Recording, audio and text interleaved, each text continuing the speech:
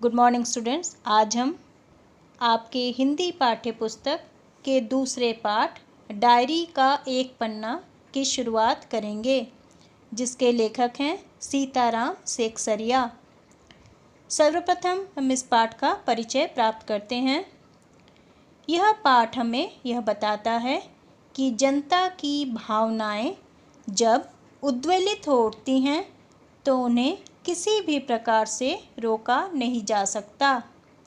नेताजी सुभाष चंद्र बोस और लेखक सहित कलकत्ता के लोगों ने देश का दूसरा स्वतंत्रता दिवस जिस उत्साह से मनाया तथा अंग्रेजी सरकार ने उन पर जिस तरह के जुल्म किए, यह पाठ उसका आंखों देखा वर्णन है।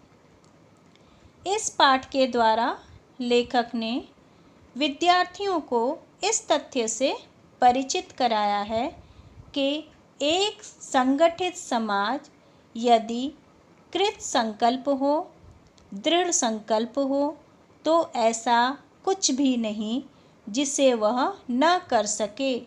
अर्थात एकता की शक्ति से समाज हर असंभव कार्य को संभव बना सकता है।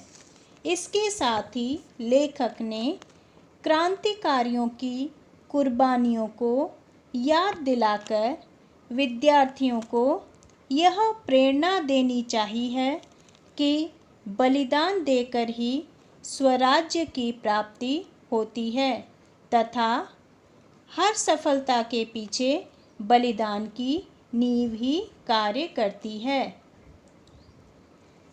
अब पाठ का सारांश।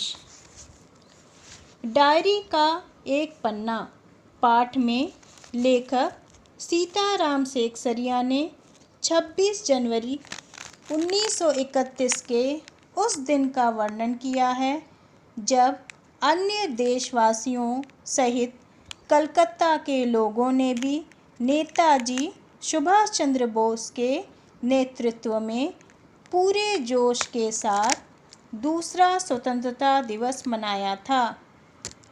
देश प्रेम की भावना से ओतप्रोत यह पाठ यह याद दिलाता है कि उन क्रांतिकारियों की जिन्होंने देश को पराधीनता की बेड़ियों से मुक्त कराने के लिए अनेक कुर्बानियाँ दी थी।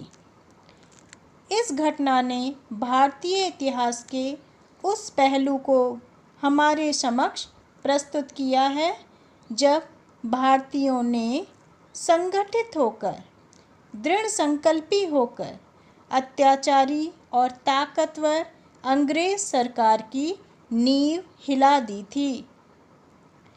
अंग्रेजों से देश को मुक्त कराने के लिए महात्मा गांधी, सुभाष चंद्र बोस की तरह अनेक नेताओं का योगदान उल्लेखनीय है। इनके द्वारा चलाए गए आंदोलनों में भारत की जनता में आज़ादी की ज्योत जलाई, जिसके परिणाम स्वरूप ऐसे लाखों लोग हमारे सामने आए जो आज़ादी के इस महासंग्राम में अपना सर्वस्व न्योछावर करने को तैयार हो गए। स्त्रियां भी देश को स्वतंत्र कराने में पीछे नहीं रहीं।